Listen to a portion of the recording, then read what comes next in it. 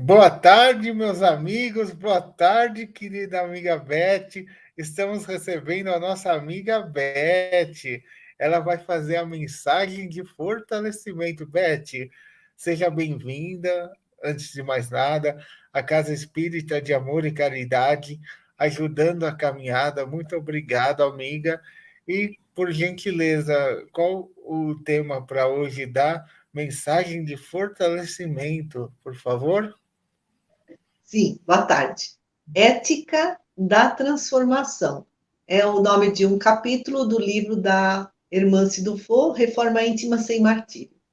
Da hora, adorei.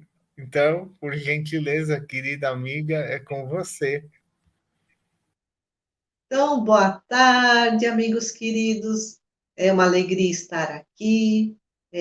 Gostaria de levar o pensamento a Deus, a Jesus, solicitando que possamos, nesses próximos instantes, abrir nossa mente e nosso coração para esses ensinos maravilhosos que os mensageiros de Cristo nos trazem. Então, gostaria de me referir ao Evangelho segundo o Espiritismo, capítulo 17, item 4. Boa tarde, Fátima. E onde a gente lê: reconhece-se o verdadeiro espírita pela sua transformação moral. Então, o que é transformação moral? É reforma íntima, é aprimoramento das características da nossa personalidade. A nossa personalidade é formada de caráter, que são os nossos traços morais, né? Então, por exemplo, uma pessoa é mais benevolente, outra é mais egoísta, outra é mais humilde, outra é mais orgulhosa, outra é mais honesta, outra é mais desonesta. São traços morais, é um conjunto de qualidades. É, o caráter envolve as nossas imperfeições morais e as nossas qualidades morais. Temperamento também faz parte da nossa personalidade, é a forma como nós agimos. Então, algumas pessoas são mais extrovertidas, outras são mais introvertidas, mais tímidas. Algumas têm um temperamento mais violento, outras têm um temperamento mais calmo.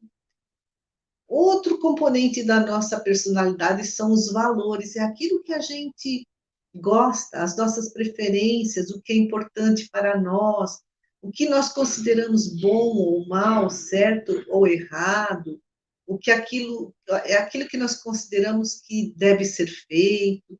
E também tem os nossos vícios, os nossos hábitos, os nossos desejos.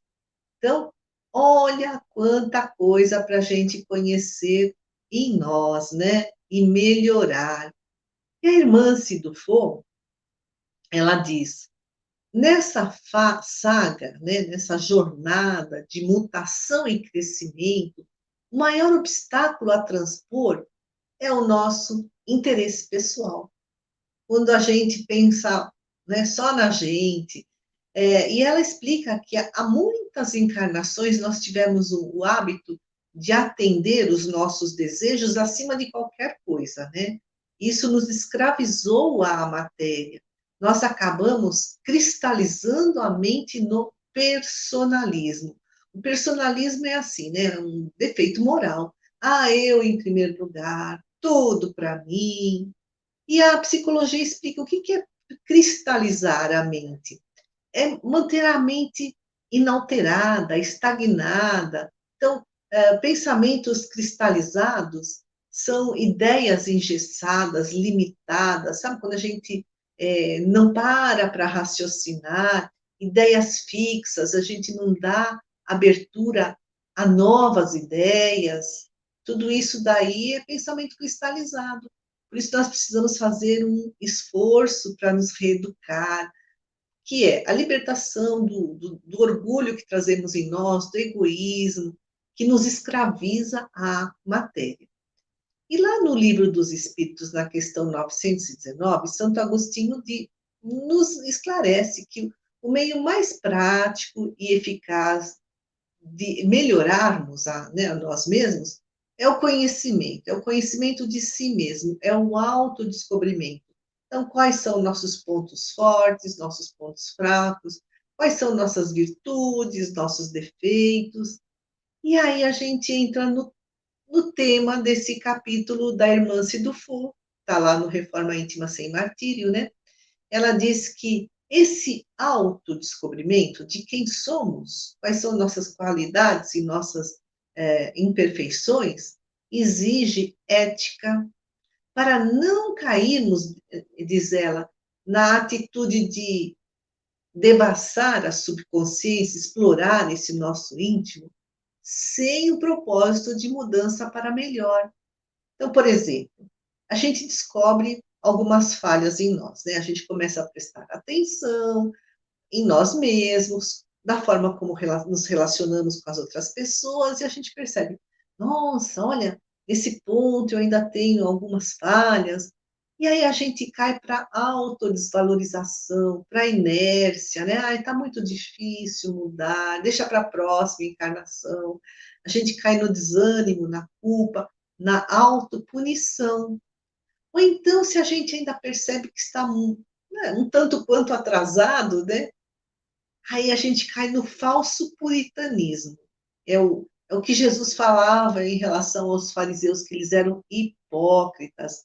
Eles viam, então, o hipócrita vê o argueiro no olho do outro, sabe? Um cisquinho, um defeitinho, e não vê a trave, aquele ciscão no nosso olho, o nosso defeito, que é muito maior do que o defeito do próximo que estamos condenando. A irmã se também fala que o desconhecimento, o autoconhecimento, né, é um caminho. Então, ela nos dá um mapa de como chegar a esse eu verdadeiro, a nossa consciência, sem essas ilusões, essas máscaras, né, esses vícios que fomos carregando, né, nas muitas encarnações. Ela fala, porque só se conhecer não basta. A gente precisa se autoaceitar. Eu ainda sou assim, mas sem culpa, sem autopunição, porque senão a nossa autoestima, né, o quanto a gente gosta e se valoriza, ó, fica desse tamanhinho. E a gente cai no auto-martírio. Diz a irmã se é preciso uma ética que assegure à transformação pessoal um resultado libertador de saúde, de harmonia interior. E aí ela nos dá um roteiro para a autotransformação, para a gente trilhar esse mapa até chegar nesse autodescobrimento, que no fundo exige combate às nossas imperfeições, vigília, né? Vigiar essas nossas imperfeições e treinamento, treinar, transformando tudo isso em bons hábitos, boas práticas, bons pensamentos. Então, o roteiro começa com a postura de aprendiz. Então, sempre buscar o novo, o desconhecido, ter uma curiosidade constante de querer aprender sempre, uma curiosidade, diz ela, que brota da alma, é uma sede de entender o universo, como ele funciona, e qual a nossa parte na dança dos ritmos cósmicos, né? Aqui, nossa parte em todo esse grandioso projeto de Deus. E também ter uma postura de aprendiz para quebrar os preconceitos, né, que vem do nosso orgulho, ou então, tipo, essa falsa autossuficiência, eu me basto, eu não preciso de ninguém. Isso é um orgulho exagerado, todo mundo precisa de alguém, né, alguma vez na sua vida. Então, sempre há algo para aprender, sempre há conceitos para reciclar, atualizar, receber o novo e higienizar, arejar essas ideias velhas, né? O segundo ponto, né, desse roteiro é a observação de si mesmo. Então, fazermos um estudo atento do nosso mundo subjetivo, do nosso mundo interior. Conhecer as nossas emoções, mas sem julgamento. No entanto, fazer uma autoavaliação constante, mas sem autocondenação. Terceiro ponto, renúncia, então renunciar a ambientes que nos fazem mal, costumes que são nocivos, ou então essa ideia de grandeza, eu já sei tudo, não preciso aprender mais nada, né?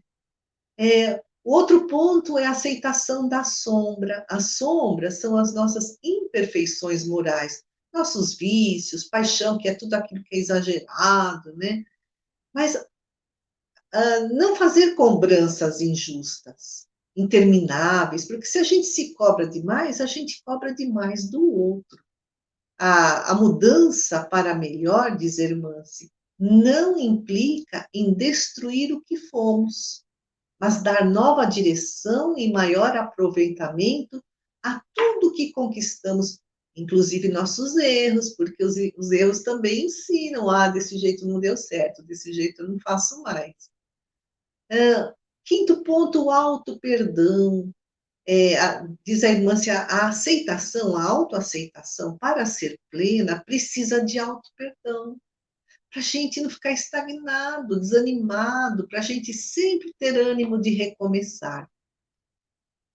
Sexto, cumplicidade com a decisão de crescer, né? O crescimento é gradativo, então, ter um comprometimento constante, não só nos finais de semana, não só no centro espírita, não só entre os amigos, mas é um serviço continuado de aprimoramento do nosso espírito a cada instante da nossa existência, com quem estivermos, onde estivermos, e assumir com muita seriedade esse desafio. Vigilância. Então, cuidar da nossa vida mental, dos nossos pensamentos, dos nossos sentimentos. Como? Fazendo meditação, então, né? Como estou, aonde quero chegar, como faço para chegar lá, em termos de progresso espiritual.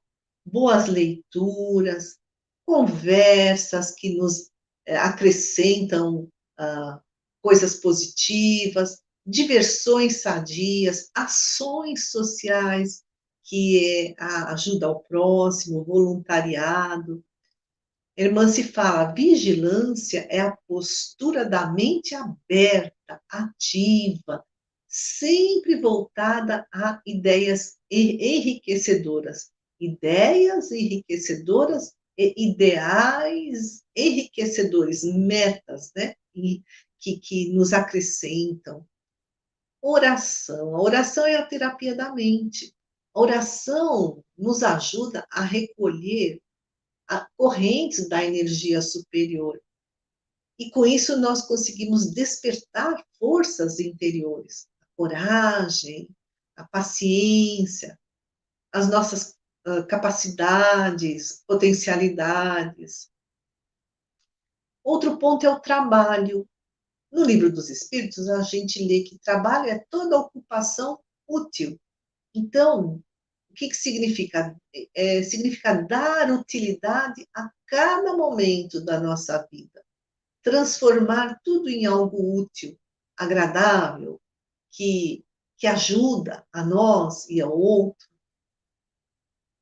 Outra questão é a tolerância, porque Deus é tolerância e há tempo para tudo e tudo tem seu momento. Então precisamos ser complacentes para conosco, ou seja, caridosos para conosco. E o amor incondicional, aprender o amor incondicional a nós e ao outro, mas aprender o alto amor é o maior desafio de quem assume o compromisso da reforma íntima. Esse é o primeiro passo. Auto-amor não é assim, né? Tudo para mim, eu sou a melhor de todas, de todos. Não, auto-amor é eu cuidar do meu crescimento espiritual. Eu cuidar da minha alma, do meu espírito, para crescer, para evoluir. Mas a maioria das pessoas não tem auto-amor, a maioria das pessoas não gostam da sua história, do seu passado, ficam insatisfeitas com as próprias conquistas, né? Querem mais, exigem-se em demasia. E sem autoamor, essa reforma íntima se transforma em tortura íntima. O autoamor, né, então, suaviza a nossa caminhada evolutiva, porque nós sabemos que estamos retornando à casa do Pai. Né? O filho pródigo que, depois de ter esbanjado os bens que recebeu da providência divina, se arrepende, cai na miséria e retorna à casa do Pai. E, por último, a socialização, que é o interesse pessoal. A socialização é diferente do interesse pessoal. O interesse pessoal é o grande inimigo do nosso progresso espiritual. Então, por exemplo, eu só dou alguma coisa para ele se ele me dá de volta. Eu não ajudo ninguém porque ninguém me ajuda, né? Então, meu interesse pessoal, sempre em primeiro lugar, é um obstáculo à socialização, né?